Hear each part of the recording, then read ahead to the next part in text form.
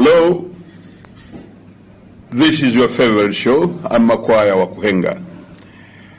Well, I'm sorry that I'm talking to you in English, but I have an English edition show when I have a non-Kiswahili speaking guest. So my guest tonight is a very special guest for us in Tanzania. He's the Foreign Minister of the Republic of Somaliland. Oh, most of us know only of Somalia, but there is Somaliland. If one way or another you are sitting near or you are familiar with the African map, the map of Africa, you can see Somalia, but that looks like a curve at the top of that country. That is Somaliland. That's my reading. I hope the minister will agree with me. So, in the intervening period, we have had a visitor to this country. He is the Foreign Minister of the Republic of Somaliland, Honorable Dr. Saad Shire. Blessed to be here. Welcome to the show, Minister. I hope are you coming to Tanzania for the first time? Yes, I'm here for the first time. I always wanted to come this opportunity to visit this great country, and I'm enjoying it. Thank you very much. Have you come specifically to visit us, or you have been attending a meeting? Well, I have been attending a meeting. I have been one of the guests of honor for the 4th African Islamic Finance Summit in Dar es Salaam. Oh, you were one of the guests of honor to the 4th African Islamic Finance Summit. Yes. Oh, it's been taking place here in Dar es Salaam. Yes. You are most welcome, Minister, to Tanzania, and hope your stay here will be enjoyable, reasonably enjoyable. I'm already enjoying it. Thank you very much.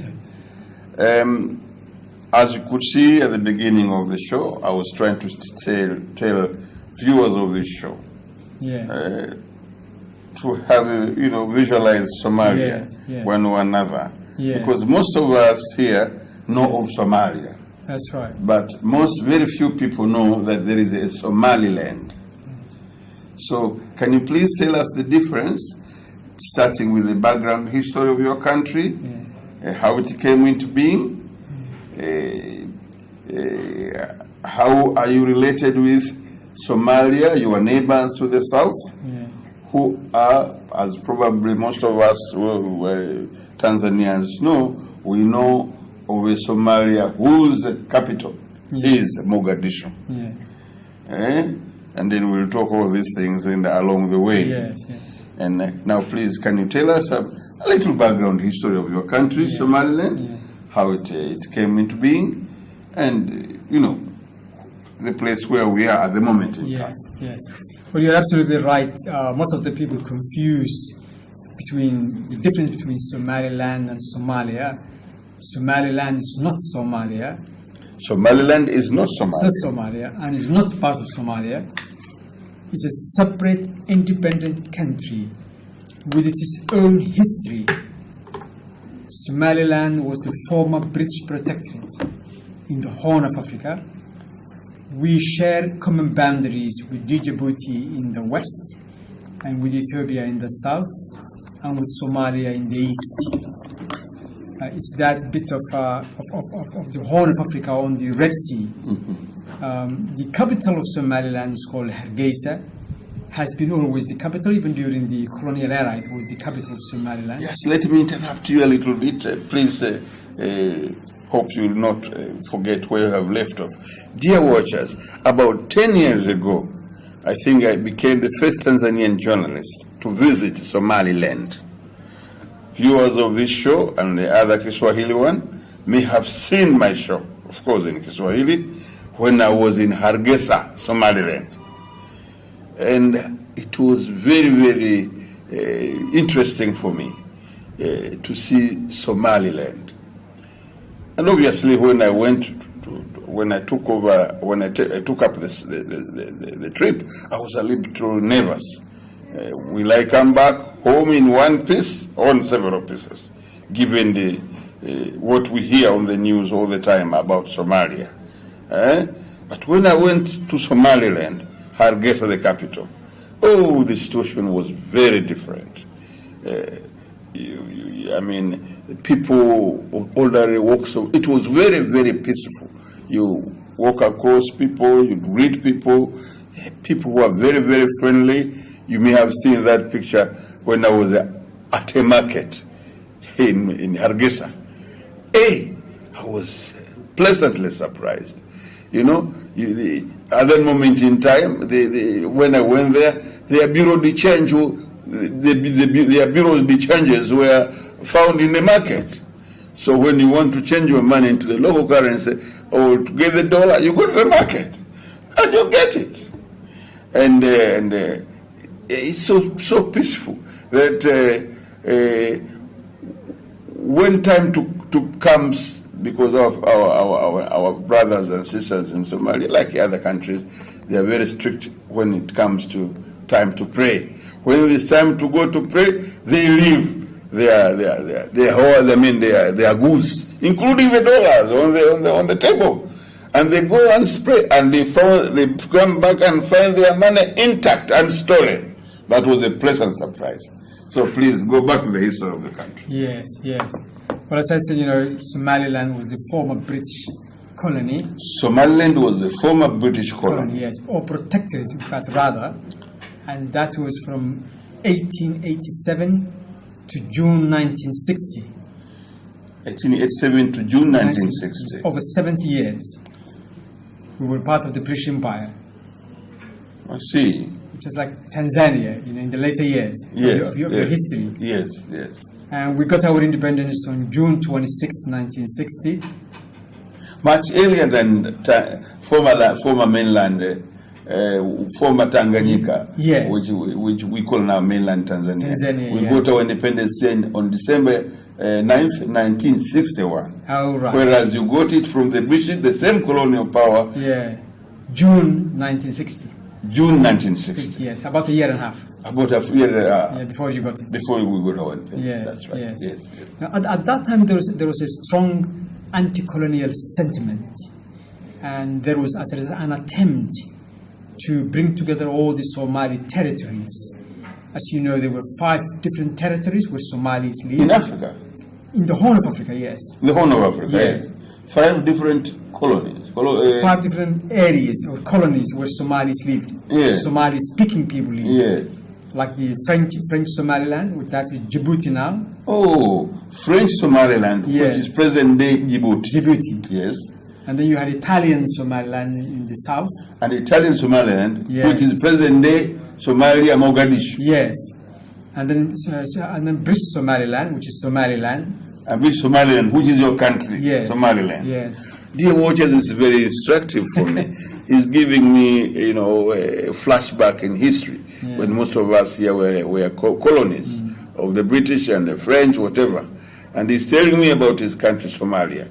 You know, the Somalia, which is very, very famous, and not very positively, whose capital is Mogadishu, was formerly a colonial power, a colony of Italy. Yes.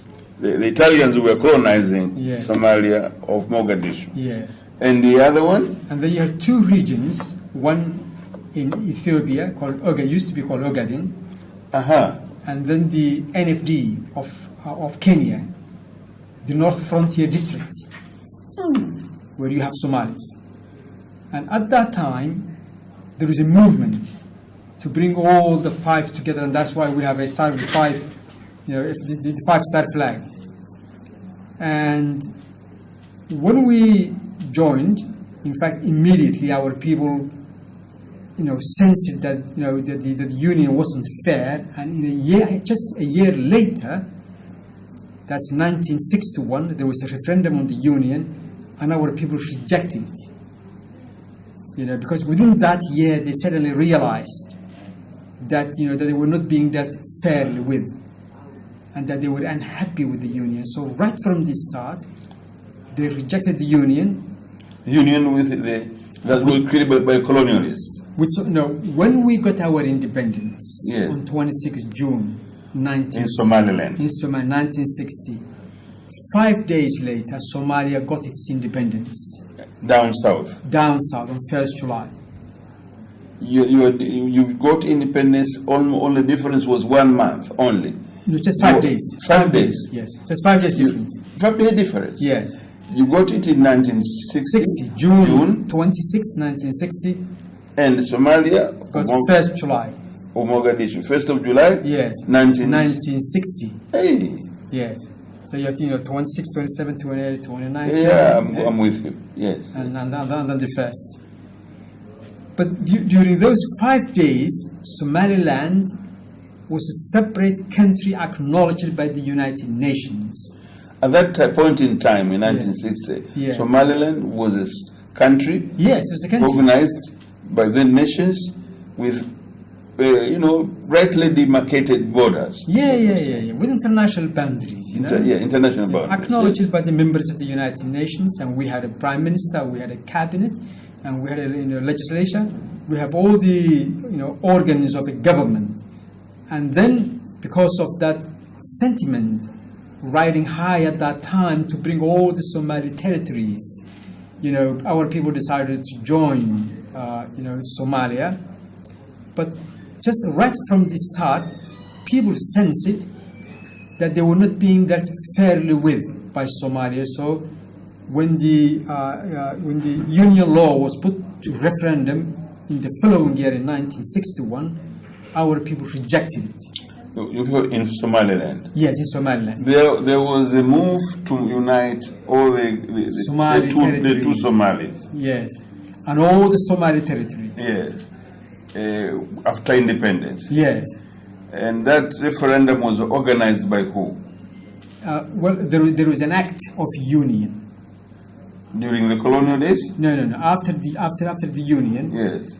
when Somalia got its independence and we got our independence, there was an attempt to unite By who? by Somalilanders and Somalis as well. And then there was a union act. In fact, it didn't. Passed by who? By the Somalia. This is the way it should have happened, in fact, and this is the way what was agreed initially, that the Somaliland government will propose a union act, and Somalia as well, and then that will be, unified, so that we will have one act, which will be signed by both sides. That did not happen. The Union Act passed by the Somaliland Parliament was ignored. So the Somalia Parliament put its Union Act to referendum to the people. And our people rejected it because they thought that was not fair right from the start. So in fact, you can say that the initial attempt to unite two independent countries turned into occupation from that moment on, because the people rejected the referendum, in the referendum, the union. And then we had 30 years of very difficult time with Somalia. With Somalia. With Somalia, yes. In the south, on the south. In the south, because our people, Somalilanders, were marginalized. They were Somalilanders were marginalized. And in fact oppressed. And as a result, in the early 80s, the people started a resistance movement called so-called Somali National Movement, or SNM. And that resistance movement, had to struggle with the existing regime, which was a very brutal one, until the fall of that regime in 1991. That regime was by who? By Barre's regime, Siad Barre's regime. Yeah, I was about to ask you about Siad Barre. Yes. Because being someone, of course, if you've been around seeing the at the immediate level independence of this country, I was around and I was mature. Obviously, I followed. The rise of, the regime of Siad Barre of Somalia. And then, I see. Was he a military man? Yes, Siad Barre was a military man. He in fact came to power in 1969 in a coup. He came via coup d'etat. Via coup d'etat. He overthrew, in fact, an elected government at the time, and then his reign lasted from 1969 to 1991. Yes, yes. A very long time. And he was a very brutal dictator. And in fact, in the last few years of his reign, he caused a lot of damage. In fact, he carried out, we can say, a genocide in Somaliland. We lost maybe about 100,000 people in that period. And Hargeisa, the capital, was flattened totally. By bombardment, yes. Aerial bombardment and artillery bombardment. And we had, in fact, to reconstruct the city right from the ground in 1991 when we came back. And if you go back today, you will see how much it changed. And we did all that rebuilding on our own. And today it's a vibrant metropolis with almost 1 million people, So we have done really, What's the population of Somaliland? It's 4 million. 4 million? Yeah, 4 million, yes. What's the population of our neighbors in the south? In the south. Somalia, Mogadishu? About 8 million. 8 million. Yes. How do you explain that, sorry, Minister, how do you explain that this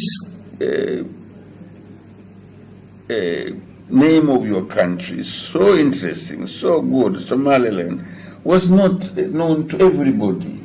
Everybody spoke of Somalia, and you were about, until today actually, marginalized. Yeah. But you were there historically, as you told me. Yeah. You were a former British protectorate, and you were decolonized, as most of us were decolonized. And then there was this attempt, maybe ill-intention, to unite early. And all Somali territories. Which never happened. Which never happened, which was rejected indirectly by the people. Yes. Why this? Why were your country played down so much? Well, the reason I think why we do not get as much attention is because Somaliland is a stable, peaceful country, secure country, and good news doesn't get attention. But in the south, in Somalia, that's where you have the terrorism, the piracy, the conflict, the war, and that's what gets attention, unfortunately. And because Somaliland and Somalia sound the same, people confuse. And they think the things that are happening in Somalia are also happening in Somaliland when it's not the case. That's right. Yeah. The distinction was not very obvious. Because at the end of the day, the word is Somalia. Now Somaliland, you see, I think that could be one of the reasons. Yes. But Somaliland is the good child in the region, so good children don't get attention, as you know. It's the naughty children. You are not. On the contrary, you are not that naughty. But anyway, so how have you been evolving since then? We see Siad Barre leaving Somalia, and then obviously there have been successive regimes in the south. And how have you been evolving? Now, maybe before that question, after independence, what was the structure of your government after independence? And why was it that it was played down? Because you were a former British protectorate or colony, to put it more bluntly. And you were decolonized. But it was Somalia formerly colonized by Italy in the south, which got known internationally. And it's a bit puzzling. I think what happened in 1960 was very unfair. We were two states. Perhaps at that time, if we formed a federalist state of two states, two separate states, maybe then that would have satisfied our people. But we were absorbed totally, and what was a country became simply a number of regions. That's all really. But what happened after 1991 is very interesting. After 1991 in Somaliland, the community came together The community in Somaliland. Somaliland, The yes. old people, Yeah, the elderly. Somali society in Somaliland. Yeah, in Somaliland. The elders, the intellectuals, the traditional leaders, they all came together. And the first thing they did was to reconcile. So we started with reconciliation. That's what we have done, through several community meetings. And from the reconciliation meetings emerged a government which was inclusive. An all-inclusive government. Yeah, an inclusive government where everybody was in and people were satisfied. And that's the foundation of our peace. It's founded, on a reconciliation within the community, and it's indigenous. It's our own. What happened in Somalia was totally different. It was the United Nations and the international community that led in trying to, put together a government for Somalia without reconciliation. Not sourcing it from the people themselves. That's right. That's right. It was superimposed. It's a superimposed. Whereas your government was within And took from roots bottom up. from the people. Yes. And before that process of building a government, you started a process of reconciliation, Yes. knowing each other. Yes. That's very interesting. Yes, yes. And that's the main difference. I mean, sometimes people ask, why is Somaliland peaceful and why Somalia is not so peaceful? What is the reason, The same region, same people. And I think this is one of the main differences, We reconciled and we built a government which was inclusive, and then we moved into building a democratic government whereby we elected our parliament and we elected the president and we elected the councillors, This is as long as which year? After 1960? Well, we had the first elections in 2002. We had a referendum on the constitution in 2001, right? And then we had the first election in 2002, and that was the municipal election. And then we have the presidential election in 2003, and then we had the parliamentary election in 2005. And since then, This is a little bit because of maybe of the civil strife. Yeah. Because you had a military regime in the south, yeah, which almost swallowed the other part of Somaliland, Yeah. Somalia, Yeah. or rather Somaliland. I think this could have been the reason, because if you got independence from 1960, Yeah. June to be precise, surely you must have started the process of forming a government. Yes. But you started forming a government much later, Yeah. in 1990. one. Why that long? Well, as I said, Somaliland was in a way absorbed by Somalia in 1960. Was absorbed by Somalia Yes, in 1960. yes. There was an, Okay, an okay. attempt of union. Uh-huh. But the union... Dear watchers, I did not get the minister correctly. Actually, this attempt to unite Somalia was actually superimposed, Yeah. and that was actually aimed at swallowing the other part of Somalia, Yes. Somalia, which is Somaliland. Somaliland, that's so correct. to appear as if it doesn't exist. Yes. I And see. that's basically what happened. It's interesting. And because of And sad also. Yes, and because of the discrimination and the injustice and the unfairness which followed that, our people, started to resist, from the early 80s, and it took them almost a decade, 10 years, up to 1991, to liberate themselves from the brutal regime of Siad Barre at the time. And since then, we started to construct a peaceful, stable, secure state called Somaliland Republic, which has its own elect president, its own elect parliament, its own elect councillors, independent judicial structure. Yeah. I see. Oh my God, it was time lost from 1960 to early 90s. Yes. And all this time, you seemed to be sort of swallowed by by your neighbors in the south. Yeah. And then, this is too bad. And then slowly, in 1991, you began constructing organs of state. Yes. When you had a parliament, you Yes. had all these kind of things. Yeah. Oh, yeah. And today, Somaliland, meets all the requirements of an independent sovereign Who state. was the founder president of Somaliland? Well, the first president was Abdurrahman Mohammed Ali. Your first president was And Abdurrahman. Abdurrahman, yes, and then we have Igal. Eh? Igal, Muhammad Haji Ibrahim Igal. Legal. The name rings a bell. His name rings a bell to me because I seem to come across his name. Igal was an African leader, in fact. He was a colleague of Nyerere, Kwame Nkrumah. Yeah. You know. Yeah. He was in that generation. He was in that generation. Our early leaders. Yes. Kwame Nkrumah, Mwalimu Julius Nyerere. Yes. But his origin was Somaliland. He's from Somaliland, of course. Yeah.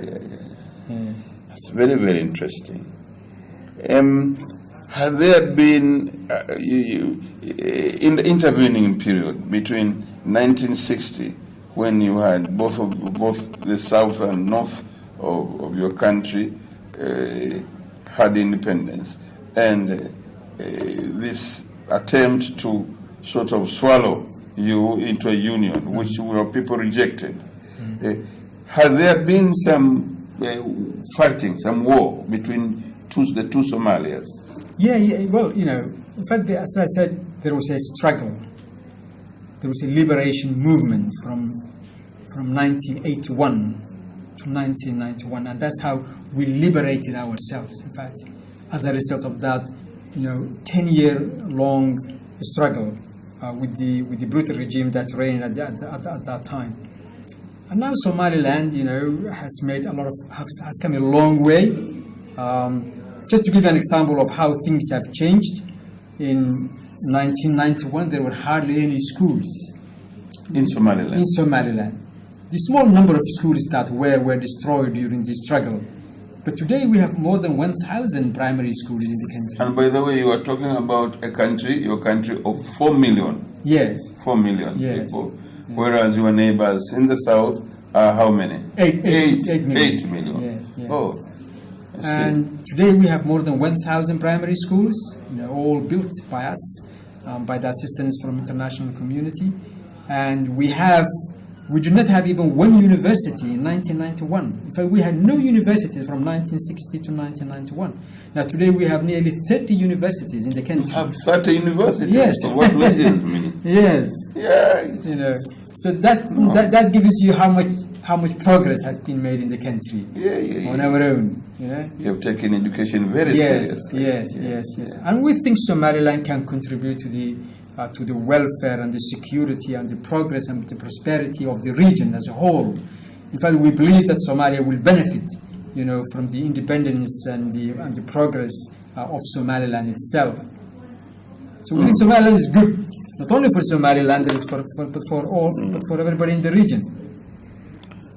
Before we go to a break, before we break in 2 to 3 or 4 minutes, let us look at the. We from this part of the world, your neighbors, so to speak, remember Siad Barre, I1 for one, because he was a military man. Yes. And we, as I was telling watchers of the show, we only knew we have known only one Somalia. Yes. The other part had been swallowed. Yes. But basically, you look like the same people, isn't it? Yes. Both from the south and north. Yes. My impression when I visited your country was you had sort of your fraternity as a people. Yes. Although I can't speak more knowledgeably on that, because basically all Somalis give me the impression of very, very friendly people, at least friendly to each other. Yes. But you seem to have succeeded in evolving national unity, national cohesiveness, peaceful coexistence. Yes. In Somaliland, as I was just jokingly telling you, when I left for your country about 10 years ago, I was very nervous, thinking that maybe I'll be. I nearly told you in Kiswahili. I nearly spoke in Swahili. That nitakuwa tashughulikiwa na Al-Shabaab. That I would be dealt with by Al-Shabaab, that terrorist sort of group, which is has made a has tarnished the name of Yes, your people, Somalia. given their nature, given their friendly looking, Peaceful, loving people. Yes. Who is the leader in your country who has evolved, or who seem to have evolved national unity? Because even without your country being known so much globally, but nobody hears anything terrible in Somaliland. Like people, getting at each other's throats, or somebody going to throw a bomb at a hotel. Not in Somaliland. Can you give me the reasons before we break? Because we'll make a little Yes. Well, first, with regard to the leaders, as I said, we had 4 successive presidents: Abdurrahman Ali, and then we had Mohammed Haji Ibrahim Igal, and then we had Riale. Mohammed Ali was the founder president. The founder president, and then Mohammed Haji Ibrahim Igal. Igal, the famous one. Yeah, the famous one, and then Riale, whom you have met in Somaliland. The president, when I was last there. Yes. Last there. And then now we have Ahmed Mohamed Mohamed Silani, the current president. But I think the reason why Somaliland has managed, peace and security in Somaliland itself is because, as I said, how we started. And we started with reconciliation, and making peace from within. And that, that in fact, whole movement and attempt was led by the people themselves, not by the international community at all. And then after that, because the government is the government of the people, by the people themselves, together with the government, ensure security of the state. So you have a partnership between the people and the government, to make sure that the country is secure and there are no, terrorist activities within the country. If, let us say, someone from the public sees something suspicious, most likely they will report to the police. They will say, there is something or someone, who is behaving suspiciously, and we would like to bring that to your attention. And that's how it works. Terrorism, Minister, is a complex phenomenon. We will take a little break. Thank you.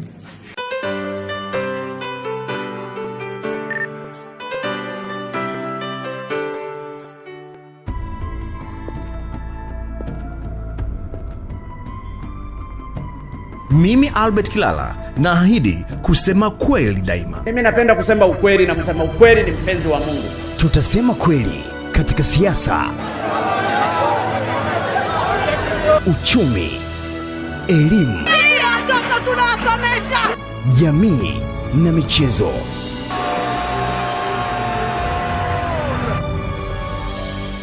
Kila Jumatatu, Jumatano na Ijumaa saa 4 kamili usiku hapa Channel 10.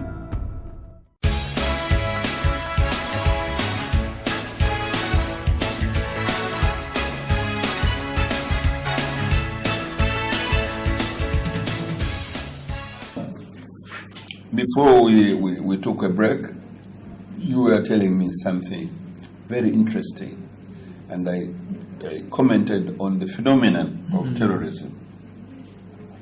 This is a subject that may need a separate show. Yes. Because the minister, as you realize, those who belong to the Islamic faith are very much embarrassed.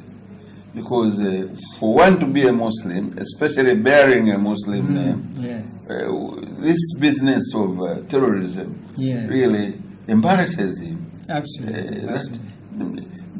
By name, Islam is not about terror. No. It's not about, harming someone. Right.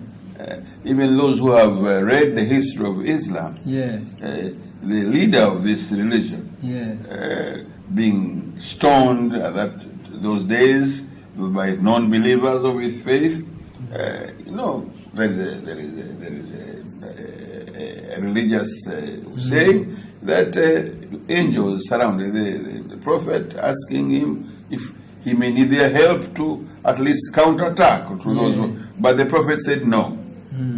Behind their backs will come good Muslims. So that philosophy, in my view, underpins the philosophy of Islam as a peaceful religion. Yeah. Now, Very briefly, although no, can't be very briefly, Yeah. because you are at the end of the day you are a Somali, although you are from Somaliland. Yes. Those people down south are your brothers. Yes. To what level does this phenomenon of terrorism embarrass you? I'm sure you're embarrassed. Yes, yes. We were all embarrassed. Islam is a peaceful religion. It's one of the few religions where when you meet someone, you don't say good morning or good afternoon or good evening. You say peace upon you. May the peace of God be upon you. Assalamu alaikum. That's peaceful. And as you know, there are 1.6 to 1.7 billion Muslims. All over the world. All over the world. Now, how many of them are terrorists? Pardon? How many of them are terrorists out of 1.7 billion? Very few. But unfortunately, these few are giving a bad name to the religion and to the people, who subscribe to the religion, unfortunately. And I think we need to highlight that. People don't understand, because if you have a Muslim name, people assume that you must be guilty. You become guilty by association to the religion, which is not really right, I think that's not the right way. I think, terrorism is very harmful, not to the non-Muslims, but to the Muslims themselves. In fact, most of the victims are Muslims themselves, of the terrorist acts. And people forget that Islam is not a new religion. Islam is a very old religion. Terrorism is a new phenomenon, It has nothing to do Despicable. Yeah, absolutely. It has nothing to do with Islam. Now, thank you very much, Minister. Most of the watchers who are watching, some of them may be Muslim, some of them may not be Muslim. But this phenomenon, I had to mention it, because one way or another, because, your brothers down south, Somalia, whose capital is Mogadishu, are the ones who are having this group called Al-Shabaab. And it's the one which, globally has really tarnished the good name of Somali people generally. Because at the end of the day, you're all Somalis, whether from Somalia, down south, or from Somaliland. And people who visit your country, I was one of those who were fortunate to visit your country, discovered in you Somali people as very friendly people. Yes, you get along easily with the other people. Yeah. You don't give the impression of people who can get to that level. Yes. Yes. What do you think, speaking generally, because here in this country, for example, Minister, we had a founder president who brought us, my dear brother and friend, we are 100+ tribes here. Yes. And the founder president of our country, first clarion call was freedom and unity. Yes. Uhuru na umoja. Yes. Bringing us together Yes. from different tribes. Yes. So that really Tanzanians today don't care Yeah. whom they are talking to, is which Yeah, tribe yeah. is he from. Yeah. They know he's a fellow Tanzanian. Yeah. And intertribal marriages Yeah. are common. Yeah. When he begins to ask whether his wife, which tribe his wife is, Yeah. after he has married her. Yeah. Yes. Do you think Somalia lacked this background? Meaning your neighbors in the south? I think so. I think the difference is, Molding national unity. you see, all the communities Yes. in Tanzania, find justice in the system. Everybody is treated equally, I assume. So people find, that they belong. There's a feeling of belonging within Tanzania, of everybody, right? That belonging to Tanzania, that's the sense, and the reality as well. But in Somaliland and Somalia, when we were united, that sense of belonging wasn't there. The people in Somaliland felt that they did not find justice within the union. And, language and looks don't define states, right? At the present time, states in Africa are defined by the colonial boundaries. And Somaliland is the only country with defined colonial boundaries, which at the present time is still, seeking to be recognized by the international community. So I think even though we speak the same language and we look like each other, like Somalis, and of course there are other communities which look like each other in East Africa at the end of the day, but that wasn't sufficient because Somaliland people were not comfortable with the union. They didn't think that they were treated fairly and well, and they haven't been dealt with in a just manner, but they were rather treated as foreigners, oppressed, and had suffered quite a lot within the union. And I think that's what led, to the separation between Somaliland and Somalia. And we are happy as a separate country, and I think, Somalia itself will benefit from our stability and security and prosperity. No leader is allowed to stay for good in Somaliland. You have a democratic structure, yes, and people exercise their democratic rights. Yeah, absolutely. And this is contributive to your current peace, yes, that you are enjoying. Absolutely, absolutely. Now, you have a country, such a beautiful name, Somaliland.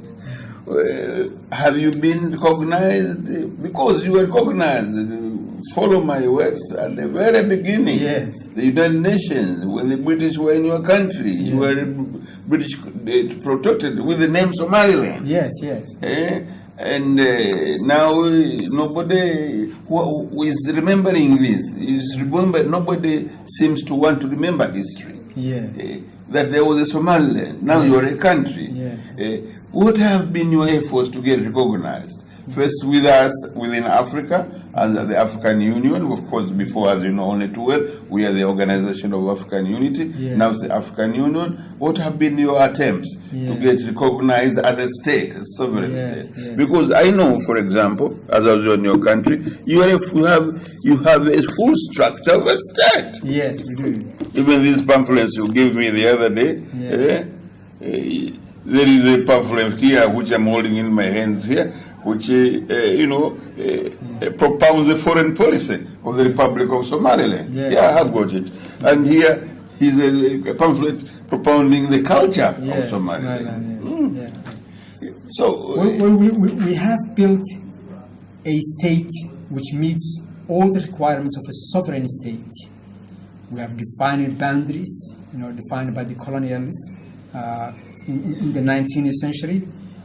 We have a government which has authority over the country.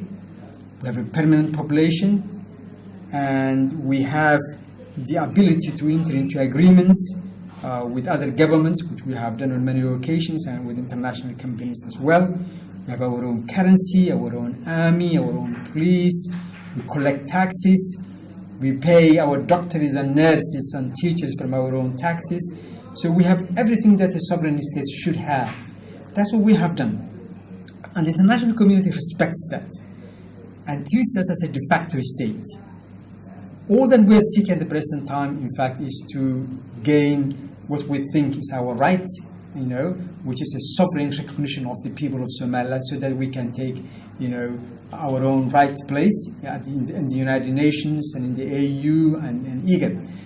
We think it's not fair that we are excluded from decisions that affect us.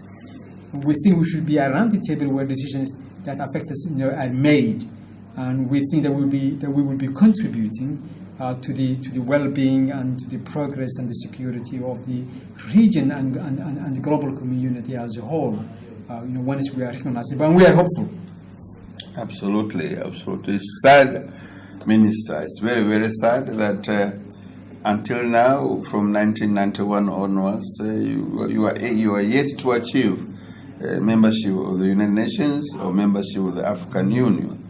But so far, so good, really, because you were here in Dar es Salaam attending an international conference, and as you go to various places, really, what could be your appeal to the Tanzanian government? Because frankly speaking, this is, in my mind, much as Africa is seeking African unity, but there must be a beginning point. Here is a state with full structures of a state, and it is existing with other, first of all, there is a very good internal coexistence between Somaliland and your neighbors in the south, and you're behaving very well as a state already. What could be your appeal to us here? Yes. Well, first, may I point out that there has been a historical link between Somaliland and Tanzania. We have an old community which hails from Somaliland here in Tanzania. You know that very well. Yes. So we have that human link between Somaliland and Tanzania. And at the end of the day, there was a time when we were all under the British rule, and we even shared the East African shilling. By the way, if I may amuse you a little bit, Tanzania is a rainbow country. We have everybody here. We have Tanzanians of Somali origin. Yes. And they are here mingling with our people. And very normally in many parts of the country. I think we have had a couple of them in parliament. People know that he's a Somali, but they don't really sing and dance about it. They know at the end of the day that he's a Tanzanian. Tanzania, that's right. That's right. Well, we have been appealing. Somebody once told me when I was in Hargeisa that so-and-so originated from here. He was pointing me at the house. And this is where he comes from. That is no reason, because he's a Tanzanian. But this shows the nature of our country, that we're a rainbow nation. Absolutely. We have everybody here. Absolutely. Like as you probably have known by now, in South Africa, we had Ahmed Kathrada. He died, unfortunately. You may have heard about it. He was an ally or a comrade of Mandela. Ahmed Kathrada was a South African of Asian origin. Yet he contributed very well for the independence struggle, or for the struggle against apartheid and in South Africa. So that this is a human blend that we have in Tanzania. Yes. Well, as long as people feel comfortable and they feel that they belong, and they can, they feel that they are dealt with justice and fairness, I think that can be the glue that brings together, all the people from the different background in a community, and that's what you do here in Tanzania. What I would like to ask of course, the Tanzanian government and the Tanzanian people, of course, and what we want is to strengthen that historical link and find opportunities of collaboration in many areas, in economics, in social development, in security, and these are all areas in which we can cooperate. But at the same time, we would like to appeal, to the government and to the people, as we do to the rest of Africa, to acknowledge the right of Somaliland to be an independent state, as it was, before the union with Somalia. Absolutely. Yes. And what we have here really is not a state which is seceding from another state, but rather a union which is being going back into history. Yes, going back to history. That's all we're really asking for. Yes. And I think that's the right which we have. It's like, if one wants to be fair, it's like when one looks at the British society, for example. I studied at Wales. I did my master's degree at the University of Wales in the UK. So in the UK you have Scotland, you have Wales, and Ireland, England. So although they are not separate states as such, but they are recognized within their own system. And for reasons of fairness, I think Somaliland deserves that kind of recognition as a sovereign, independent state. When you come to a conference like this, the one we have just attended, do you try to mobilize? Yes. Well, we try to educate people about Somaliland whenever we get the opportunity. Because as you said, not many people know about Somaliland as a separate country. People confuse and don't know the difference between Somalia and Somalia. So we try our best to ensure that we explain the difference between the two among the participants of the conferences that we attend, among the government. We always, take every opportunity we have with the media, to express our views on our position. So that's what we have been doing. Since we are coming almost to we have about 4 minutes or so to come to the end of the show, Minister, Maybe people would like to know the characteristic of your country in terms of its economy. Yeah. Whether you're agriculture oriented, what kind of business your people do, or whether you have minerals there or what. Because at the end of the day, people do interstate trade relationships and kind of thing. Yes. Well, according to the analysis or the breakdown of our GDP or the total output of the country, service is the number one sector, and then we have you have a service sector. The service sector, and then we have the livestock. Livestock sector. Yes. It's an agrarian pastoral economy, basically. Somebody was jokingly telling me that if you want to marry a Somali girl, look for camels. Yes. We have the tradition of offering a dowry of 10 camels, sometimes like 100 camels. In most of our people here, coming from other parts of Tanzania, the father of the girl demands cows. Yes. Well, that's the tradition of pastoral society. Yes, exactly. All over the world. Exactly. Yes. So you are a service sector economy, and what? Livestock, yes. Agriculture, real estate properties, construction. Agriculture, what's your focus in agriculture? Well, at the present time, we're mainly growing sorghum and maize and vegetables and fruits. Mm-hmm. That's what we do. Mm-hmm. All right. And but we do import most of our basic necessities, like rice and flour and things of that sort. But we have a huge opportunity and scope, in fact, to expand our agricultural base, and that's why we would like to, in fact, allure and invite Tanzanian investors to come to Somaliland and to invest in agriculture. I'm quite sure you have some commercial farms here, and I think we have opportunity for business people who want to invest in agriculture. Minister, you mentioned something very interesting, which is very good. Tanzanians who are watching this show, there are opportunities in Somaliland. Those who are interested in this kind of, just look for the possibility of reaching there. I'm sure there are many ways that one can use to reach Somaliland. But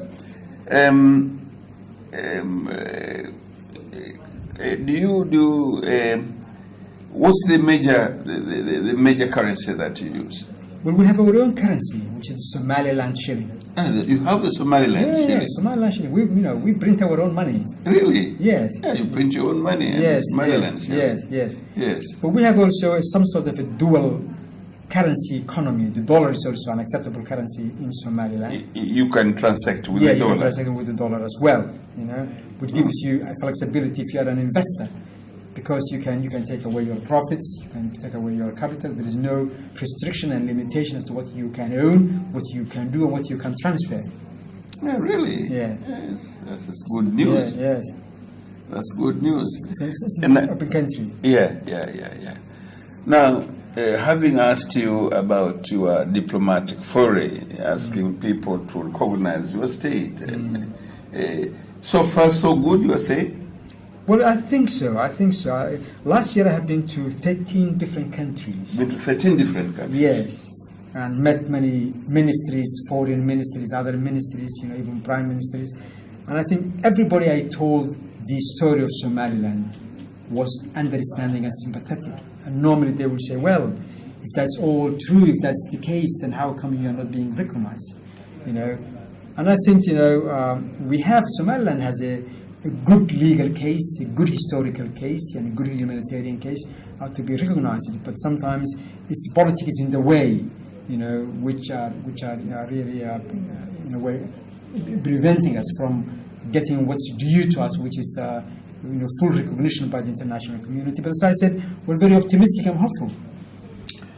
Some of us sincerely wish you very, very well, and really you deserve the right to membership, recognized in this global entity such as the UN, the African state, because until and unless wonder. But if one travels, it's when one sees the world. Yeah. Fortunately, I have been to your country, and sincerely speaking, I think you deserve it, and you deserve this kind of recognition.